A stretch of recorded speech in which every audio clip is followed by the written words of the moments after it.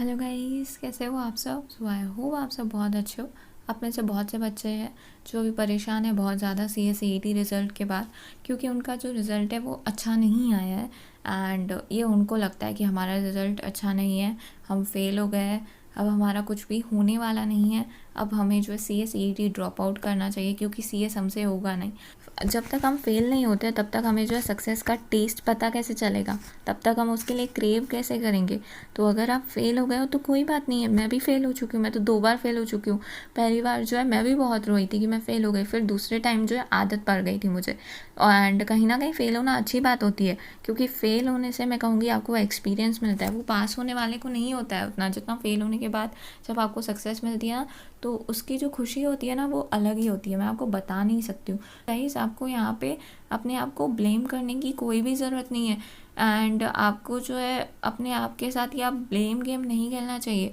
बहुत से बच्चे जो लीगल एप्टीट्यूड में फ़ेल हो गए एंड बहुत से बच्चे इकोनॉमिक्स में फ़ेल हो गए। तो अब जो है गाइज, आप फेल हो गए 2-3 मार्क्स से, ठीक है। कहीं ना कहीं किसी बच्चे को 99 आई है, किसी को जो है 84 आई है, तो किसी को 85 आई है, ठीक है। तो गाइज आप वो भी तो सोचो, आपने किस हालातों में पेपर दिया है, ठीक है। आपने जो है वायरस में जो है घर पे बैठ के पेपर दिया, इतना रोज़ हम न्यूज़ में देखते हैं, आज वायरस के केसेस इतने हो गए उतने हो गए। तो इसमें जो है आपने एग्ज़ाम दिए ऐसे सिचुएशन में, तो आपको कहीं ना कहीं अपने आप को ब्लेम नहीं करना चाहिए, आपकी गलती नहीं है। हाँ, अगर आपके 30-40 मार्क्स आए तो हम समझ सकते हैं, बट यहाँ पे जो है कुछ मार्क्स से आप चूक गए हो या एग्रीग्रेट नहीं हुआ है, तो इसमें आपको अपने साथ ब्लेम गेम खेलना बंद कर देना चाहिए, आपको अपने आप को ब्लेम नहीं करना है। एंड दूसरा है, डोंट फील अशेम्ड गाइज। अब इसमें जो है आपको अपने ऊपर अशेम्ड फील करने की ज़रूरत नहीं है कि मैं तो फेल हो गया हूँ, मेरे दोस्त CS एग्जीक्यूटिव में चले गए। गाइज, आपके दोस्त CS एग्जीक्यूटिव में चले गए तो क्या हुआ, उनकी मंजिल भी जून 2021 है, आपकी मंजिल भी जून 2021 है। वो भी जून में एक ग्रुप देंगे, आप भी जो है जून में एक ग्रुप दोगे, ठीक है। आपकी भी रिजल्ट जैन के अंदर आ जाएगी, आप भी रजिस्टर कर लोगे, ठीक है, तभी जून के लिए। तो आप ये मत सोचो कि वो मुझसे आगे चले गए, नहीं, उनकी भी मंजिल जो है जून 2021 है, आपकी भी मंजिल जून 2021 है, जो कि मुझे पता है। तो अब जो है ये रिज़ल्ट फेल आ गई तो इसका मतलब हार नहीं मान लोगे, आपको मेहनत करनी है। एंड ये राइट टाइम है मेहनत करने का गाइज, आपको ज़्यादा मेहनत नहीं करनी है, थोड़ी सी ही मेहनत करनी है। क्यों? क्योंकि आपका पोर्शन ऑलरेडी हो चुका है, तो फिर से थोड़ी पढ़ना है आपको, तो अब बस रिवाइज करना है, क्योंकि इतना जल्दी आप थोड़ी भूलोगे, नहीं। तो आप जो है इतना जल्दी भूल गए क्या टॉपिक्स? ऐसा तो हो ही नहीं सकता, मैं मानूंगी ही नहीं। आपको ऐसा बिल्कुल नहीं सोचना चाहिए। तो कहीं ना कहीं आप अभी अगर पढ़ने बैठोगे तो आपको चीज़ें याद आएगी। उसके बाद नेक्स्ट है, what to do if parents are discouraging और not allowing to give exam. अब गाइस देखो, आपके जो पेरेंट्स हैं ना वो गलत नहीं है, वो बच्चे का जो है ना हर एक पेरेंट भला ही चाहता है। हम जो है उनके साथ कितना भी लड़ ले झगड़ ले, वो आपके साथ कितना भी लड़ ले झगड़ ले, at the end of the day वो आपका अच्छा चाहते हैं। वो क्यों कह रहे हैं अभी आपको CSET मत दो, CS मत दो, क्योंकि वो चाहते नहीं है कि उनका बच्चा फेल हो फिर रोए, तो वो उस हिसाब से मना करे। एंड कहीं ना कहीं आपके पेरेंट्स अगर नहीं मान रहे तो उसके पीछे रीज़न आप हो, क्योंकि वो नहीं चाहते आपको टूटता हुआ देखना, क्योंकि उन्हें पता है प्रोफेशनल कोर्स ऐसे होते हैं जहाँ पे जो बच्चों को बहुत टेस्ट किया जाता है, ठीक है। इसी रीज़न के वजह से वो कह रहे हैं आपको कि छोड़ दो एंड मत दो, ठीक है। तो एक बार आप उनको समझाओगे कि नहीं मैं स्ट्रांग हूँ, मैं कर लूँगा, फिर वो कभी भी आपको नहीं कहेंगे कि तुम कोर्स छोड़ दो, ठीक है। तो अब आपको उनको रियलाइज़ कराना है, उनको लग रहा है कि हमारा बच्चा जो है टूट जाएगा, इसके लिए वो कह रहे हैं। आपका वो बुरा नहीं सोचते, वो आपका भला ही सोचते। आप टूट नहीं जाओ इसके लिए कह रहे हैं छोड़ दो, ठीक है, क्योंकि कोई भी माँ बाप अपने बच्चे को जो है रोता हुआ नहीं देख सकता है। तो आपको उनको रियलाइज़ कराना है, एंड आप उनको रियलाइज़ कराओगे वो मान जाएंगे। उसके बाद नेक्स्ट है, decide what you want to do. अब गाइज आपको अब डिसाइड करना है, या तो आपको क्विट करना है या आपको आगे बढ़ना है, आपके हाथ में। क्योंकि आप ही डिसाइड करोगे कि आप सक्सेसफुल बनोगे या नहीं। आपके जो है रिलेटिव्स नहीं डिसाइड करेंगे, आपके फ्रेंड्स नहीं डिसाइड करेंगे, आपके कलीग्स नहीं डिसाइड करेंगे, इवन आपके पेरेंट्स भी नहीं डिसाइड करेंगे, क्योंकि मेहनत करना आपके हाथ में है, ठीक है। एंड अभी अगर गिव अप कर दोगे तो मैं कह रही हूँ आपको कि फिर कोई भी कोर्स कर लो हर बार गिव अप करोगे।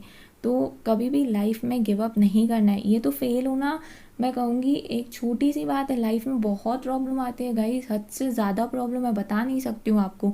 तो हर बार गिव अप नहीं कर सकते हो, आपको फेस करना है सिचुएशंस को, तो अभी से ही सीख लो। उसके बाद नेक्स्ट है decide whether you want to do CSEET और CS फाउंडेशन। बहुत से बच्चे हैं जिन्होंने जो है इस मोटिव के साथ CS फाउंडेशन से CSEET में आए कि जून 2021 में हम एक ग्रुप देंगे। तो गाइज जैन में भी अगर आप जो है रजिस्टर कराते हो, ठीक है, CS एग्जीक्यूटिव के लिए पास होने के बाद, तो भी जून में आप एग्ज़ाम दे सकते हो ना। तो ऐसा तो नहीं है ना जून का ऑप्शन बंद हो गया, बिल्कुल ऐसा नहीं है। तो आप डिसाइड करो कि CSEET के साथ कंटिन्यू करना है आपको या CS फाउंडेशन के साथ। मेरा ओपिनियन मानोगे तो मेरे हिसाब से आपको CSEET के साथ जाना चाहिए, क्योंकि अब आपने CSEET पढ़ लिया था, कहीं ना कहीं आपका ध्यान पूरा उसमें था, ठीक है। अब CS फाउंडेशन में मन लगाओगे, मन नहीं लगेगा। हाँ, अगर आपका पूरा पोर्शन हो गया है देन गो फॉर इट, ठीक है। बट अभी जो है आपका ध्यान कहीं ना कहीं CSEET में था, आपका मन CSEET में था, तो अब मन जहाँ लग जाता है ना, वहाँ से मन निकालना बहुत ही मुश्किल बात होती है। तो मैं कहूँगी CSEET के साथ कंटिन्यू करो, क्लियर हो सकते हो। एग्रीग्रेड के वजह से रह गए या किसी सब्जेक्ट में 2-3 मार्क्स के वजह से रह गए तो क्लियर कर लोगे, क्योंकि कुछ ही टॉपिक्स हैं जो आपको कवर करने होंगे। मैं जैन को नहीं काउंट कर रही हूँ, 8 डेज़ को, तो आप क्लियर कर सकते हो। तो मैं कहूँगी CSEET के साथ जाओ अगर मेरा ओपिनियन मानते हो, क्योंकि आप ऑलरेडी उसके बारे में पढ़ चुके हो एंड रिसेंटली आपने पढ़ा है, तो आप जो है भूलोगे नहीं, ठीक है। एंड बहुत से बच्चों ने ऐसे भी किया है, CSEET के चक्कर में CS फाउंडेशन को भूल चुके, तो फिर से वो कवर अप करने बैठोगे, फिर परेशान होगे, फिर फ्रस्ट्रेट हो जाओगे एंड फिर जो है CS फाउंडेशन में भी अच्छे से परफॉर्म नहीं कर पाओगे। बेटर है CSEET के साथ कंटिन्यू करो मेरे हिसाब से। उसके बाद नेक्स्ट है what to do if you got failed in CSEET and CS foundation. अब बहुत से बच्चे जो कह रहे हैं हमें जो CS फाउंडेशन से भी लात मिली एंड CSEET से भी लात मिली, मतलब क्या, यानी कि CSEET में भी फेल हो गया, CS फाउंडेशन में भी फेल हो चुका था, इस उम्मीद से आया था कि यहाँ पे तो पास हो जाऊँगा, अब बट यहाँ पे भी एग्रीग्रेड नहीं बना एंड फेल हो गया, तो क्या करूँ, अब CS ही छोड़ देता हूँ। गाइज ऐसा नहीं करना है आपको, आप जो है CSEET का एग्ज़ाम फिर से दो, ठीक है। 31 डेज़ है, आप कर सकते हो। और वैसे भी अभी आपको जो है वही टॉपिक्स करने जो आपके हो चुके हैं, ठीक है। आपका जो है पूरा पोर्शन हो चुका है, तो कुछ ही आपको जो है फर्निशिंग करनी है। आपके तो सारे कंसेप्ट क्लियर है, तो आपको सिर्फ कुछ टॉपिक्स जहाँ पे आपके कंसेप्ट क्लियर नहीं थे वहाँ पे आपको ध्यान देना है बस। और बाकी जो कवर थे वहाँ पे तो आप रिवाइज़ करो, तो वो तो फर्निशिंग ही हो रही है आपकी, राइट। तो आपका जो पोर्शन तो पूरा कवर ही है, तो क्यों सोच रहे हो आप। तो आपको जो है ऐसा बिल्कुल नहीं सोचना चाहिए कि मैं ड्रॉप कर देता हूँ। ड्रॉप करने की आइडिया ड्रॉप कर दो अपने माइंड से, बाकी ये नहीं ड्रॉप करो कि मैं कोर्स छोड़ दूंगा। ऐसे करोगे तो फिर तो हर एक चीज़ लाइफ में छोड़ दोगे, मतलब आप डर रहे हो। फेलियर से कभी भी डरना नहीं चाहिए, उसको फेस करना चाहिए। उसके बाद नेक्स्ट है now if I am planning to give Jan exam so do I need to study whole study material. अब जो है आप कहीं ना कहीं नवंबर अटेम्प्ट के लिए पढ़ चुके थे, तो आपके वो चीज़ें माइंड में है, आप मानो या ना मानो माइंड में है। आप पढ़ने बैठोगे आपको याद आ जाएगा। तो आप जो है सिर्फ थोड़ा दिन जो है अपना ये जो दर्द है ना दिल में फेल होने का, उसको साइड में करके बैठोगे तो आपको डेफिनेटली याद आएगा। तो आपको ऐसा नहीं सोचना है कि मुझे पूरा पोर्शन कवर करना है, नहीं, आपका तो पूरा पोर्शन हो चुका है, सिर्फ आपको यहाँ पे रिवीजन चल रहा है, तो आपका यहाँ पे रिवीजन चलेगा। एंड सिर्फ आपको ध्यान देना है कि मुझे जो है कौन से टॉपिक्स छूट गए थे वो लास्ट टाइम, तो इस बार जो है मैं वो कवर कर लेता हूँ। तो पूरा नहीं करना है आपको, आप तो रिवीजन के स्टेज पे हो। उसके बाद नेक्स्ट है what should I analyse now. तो गाइज अब आपको ये एनालाइज करना है कि किसी भी सब्जेक्ट में फेल हो गए 2-3 मार्क्स से 5 मार्क्स से, तो आप एनालाइज करो कि क्यों, वो रीज़न क्या है उसके पीछे जो आप फेल हुए हो, ठीक है। कौन से टॉपिक्स आपसे छूट गए थे, कौन से टॉपिक्स आप कवर नहीं कर पाए, कहाँ पे आपको कंसेप्चुअल क्लैरिटी नहीं है, तो उसके ऊपर काम करो, ठीक है। एंड दूसरा, जिनका एग्रीगेट नहीं हुआ है एंड सारे सब्जेक्ट्स में क्लियर थे, तो गाइज आपको जो है अब क्या करना है, आप तो रिवीजन स्टेज में हो, बट आपको जो है ध्यान देना होगा, कोई ना कोई टॉपिक तो आपका रह गया होगा, तो आपको उसको फिनिश करना चाहिए। अब देखो जब आप पढ़ने बैठोगे आपको रियलाइज़ होगा कि क्या टॉपिक्स मुझसे छूट गए थे, तो वो आपको कवर करने हैं। उसके बाद नेक्स्ट है what should I focus on. तो गाइज अभी आपको फोकस करना है कि मुझे जो है सबसे पहले सारा एक बार जो है देख लेना है, कंसेप्ट्स को उनको फिर से समझना है, डेली उनको पढ़ना है, ठीक है। एंड आपको जो है अब जैन 2021 के लिए तैयारी करनी है, राइट। तो आपको जो है अब यहाँ पे फोकस करना होगा कि इकोनॉमिक्स में मुझे जो है अगर कोई बच्चा फेल हो गया तो स्टडी मटेरियल से कवर करना तो है, लेकिन साथ में स्कीम्स भी करो, ओके, क्योंकि स्कीम्स भी आ रही है एग्ज़ाम में। लीगल एप्टीट्यूड की बात आती है, अगर कोई बच्चा लीगल एप्टीट्यूड में फ़ेल हो गया है तो सारे टॉपिक्स लीगल एप्टीट्यूड के करो, प्लस लीगल एप्टीट्यूड को बहुत अच्छे से इन डेप्थ पढ़ो, उसको समझो, क्योंकि एग्ज़ाम में वो लैंग्वेज चेंज कर देते हैं, तो आपको वो समझना होगा। एंड दूसरा, लॉजिकल रीजनिंग अभी आप कर सकते हो। अगर किसी बच्चे ने लॉजिकल रीजनिंग स्किप कर दिया था तो गाइस अभी आपके पास 31 डेज़ है कहीं ना कहीं, तो आप लॉजिकल रीजनिंग के ऊपर भी काम करो, सो दैट आपका जो है एग्ज़ाम में जो है और अच्छी मार्क्स है।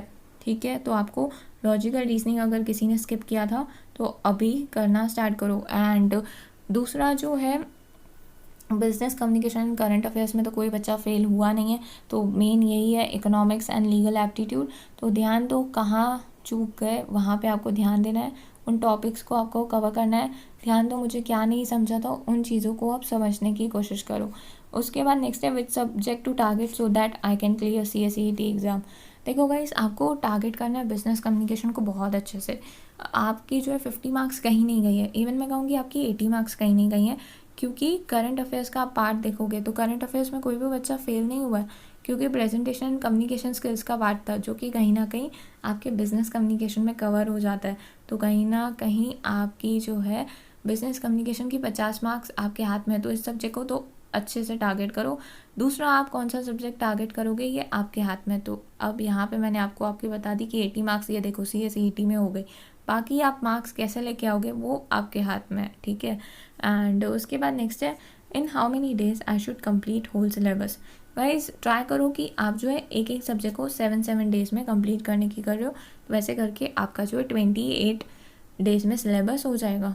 क्योंकि आपको जो है, मुझे तो लगता है आप सबका पोर्शन कवर्ड है। ठीक है, जैसे मैंने बच्चों की मार्क्स देखी, किसी की 110 है तो किसी सब्जेक्ट के वजह से क्लियर नहीं हुआ, किसी की 101 है सब्जेक्ट के वजह से नहीं हुआ है, तो किसी की 99 है एग्रीग्रेड के वजह से नहीं हुआ, 84 है, 94 है। तो आपका तो सिलेबस कंप्लीट है, आप रिविजन प्रोसेस में हो, बट आप फिर से पढ़ने बैठोगे तो वो टाइम लगेगा आपको। तो इस हिसाब से 28 डेज़ में कंप्लीट करने की कोशिश करो। एंड उसके बाद नेक्स्ट है, what if my concept are not clear then. तो गाइस, अगर कंसेप्ट क्लियर नहीं है तो कंसेप्ट क्लियर हो सकते हैं, आपके पास अभी टाइम है, आप उस टाइम का बहुत अच्छे से यूटिलाइज कर सकते हो। उसके बाद नेक्स्ट है, overcome tension and frustration. Guys, अगर आपको CSET क्लियर करना है, ठीक है, एंड अगर आपको जो है CS भी क्लियर करना है, कोई भी स्टेज पे क्यों ना हो जाओ आप, तो आपको जो है ये बात ध्यान देनी है कि मुझे जो है अपने इमोशंस को जो है साइड में रखना होगा, आपको अपने इमोशंस के ऊपर कंट्रोल रखना होगा। क्योंकि हम क्या है, मैं समझ सकती हूँ, क्योंकि हमारा जो दर्द होता है ना फेल होने का, वही समझ सकता है जो खुद फेल हुआ होता है। एंड ये बात मैं बहुत अच्छे से समझती हूँ कि फ़ेल होने का जो दर्द है वो हमेशा हमारे साथ रहता है। लेकिन गाइस, अगर आपको जो है CSET क्लियर करना है तो कुछ दिन के लिए आपको इस पेन को साइड में रख के काम करना होगा। अदरवाइज़ अगर आप इससे बाहर नहीं निकलोगे, कहीं ना कहीं आपके प्रिपरेशन पे ही जो है अफेक्ट करने वाला है। एंड हम नहीं चाहते कि हमारे प्रिपरेशन पे इस टाइम पे कोई भी ऐसा जो है चीज़ अफेक्ट करे। क्यों? क्योंकि आपके लिए अभी CSET क्लियर करना बहुत इम्पॉर्टेंट है, आपकी मंजिल है जून 2021। तो इसीलिए पेन को कुछ दिन के लिए आपको साइड में रख के काम करना होगा। आई नो मुश्किल है, बट आप कर सकते हो। सो आई होप अब आपका जो है कुछ हद तक कन्फ्यूजन क्लियर हो गया होगा, एंड आई होप आपका जो डिसीजन है वो और स्ट्रॉन्ग हो गया होगा कि अगर मैं फ़ेल हुआ हूँ तो मैं क्लियर भी हो सकता हूँ। सो कोई भी डाउट है गाइस तो आप मुझे कमेंट कर सकते हो, इंस्टाग्राम पे DM कर सकते हो, आपकी जो भी प्रॉब्लम है आप मेरे साथ शेयर कर सकते हो। एंड फेल हुए हो तो कोई बात नहीं है, मैं भी हो चुकी हूँ 2 बार, चलता है, नो वरीज एट ऑल। तो आपको अपने आप को ब्लेम नहीं करना है कि मैं फ़ेल हो गया हूँ CSET में। जब भी आपको लगे आप याद कर लेना, मैं भी 2 बार फेल हो चुकी हूँ CS एग्जीक्यूटिव में। टेंशन मत लो, एक बार फेलियर मिला है तो उसमें से सीखो, अपने आप को खुश नसीब मानो कि हाँ मुझे जो है एक्सपीरियंस मिल रहा है। सो आई होप अब आपके जो है डाउट्स क्लियर हो चुके होंगे एंड अब डरोगे नहीं एंड टेंशन भी नहीं लोगे। चलो बाय गाइस, टेक केयर।